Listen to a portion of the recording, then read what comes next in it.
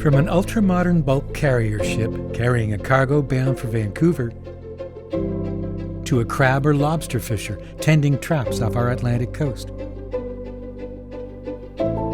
to fishers bringing in their catch off Kuujjuarapik as their community has done for thousands of years.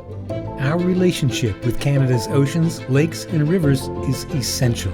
The movement of people and goods by water has propelled our economy and has shown us the importance of respecting and protecting our natural environment.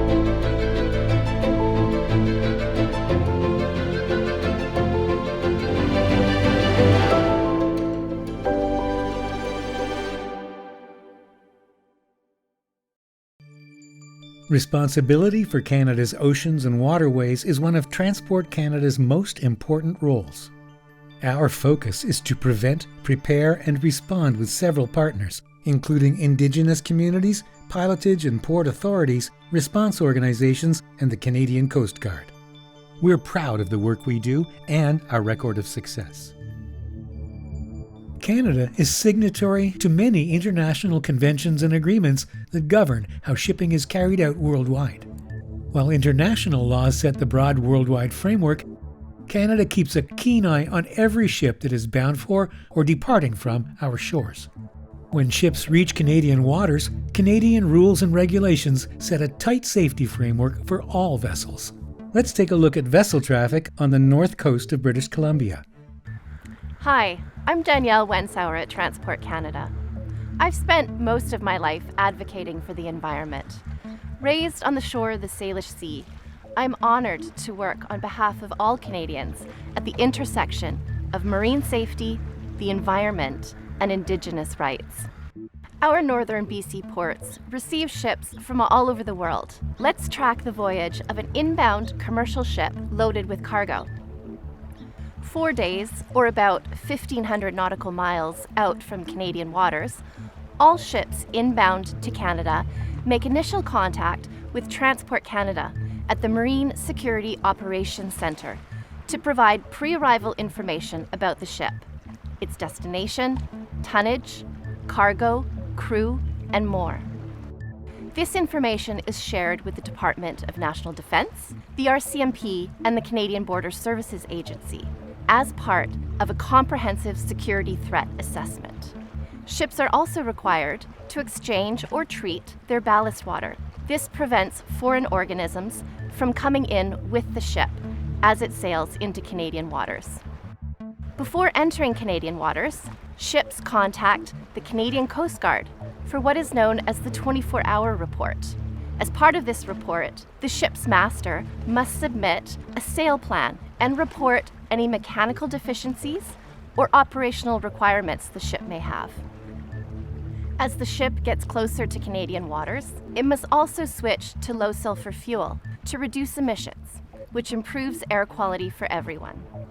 Transport Canada's National Aerial Surveillance Program is an essential part of Canada's efforts to protect the maritime environment and marine life while ensuring a safer shipping industry.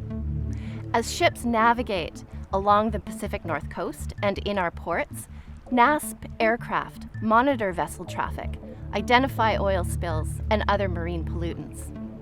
Because ships know they could be seen at any time, NASP is a powerful deterrent for ships discharging oil at sea.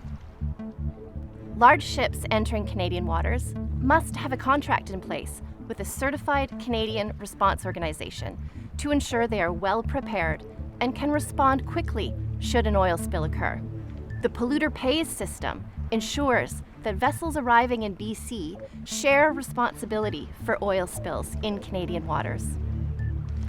Much like air traffic control systems, each ship of a certain size is tracked and monitored by the Canadian Coast Guard Communications Systems and Transport Canada's Regional Duty Officer.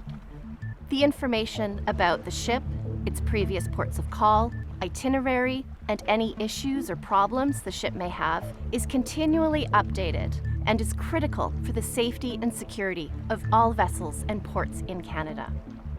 As ships enter Canadian waters, local knowledge is crucial. This is where experienced marine pilots come into play.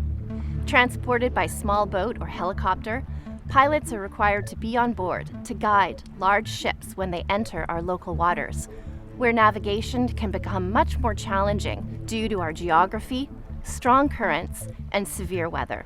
This includes ships that are bound for the industrial port of Kitimat, traveling 120 nautical miles inland from Prince Rupert along deep fjords and narrow waterways to load and unload their cargo. Some of these ships require escort tugs to accompany them along the entire route to ensure the safety of their cargo.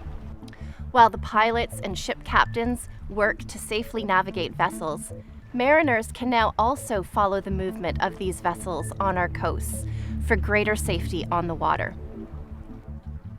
Transport Canada has co-developed a software program with Indigenous peoples, coastal communities, and industry to improve their access to marine information and data in near real time. Beyond our world-leading marine safety and security system, our partnerships with Indigenous communities are helping to strengthen Canada's marine economy and environment. Foreign ships may also undergo a port state control inspection carried out by a Transport Canada Marine Safety Inspector. In keeping with international commitments, Transport Canada inspectors will board the ship while in port to make sure that it meets international and domestic rules and regulations before it can sail to its next destination. Ships departing our northern BC ports will again have experienced marine pilots on board for the safe departure of the ship. The pilot will leave the ship at Triple Island, and the ship will continue its voyage through Dixon Entrance and out to open ocean. We're proud to say that our marine safety and security system works. Despite increases in marine traffic, spills and incidents have declined dramatically in the last 20 years. And we'll continue to improve as technology evolves and we strengthen our partnerships with Indigenous and coastal communities. This is one in a series of 5 videos about Canada's marine safety and security system. Find out more at canada.ca/oceans-protection-plan.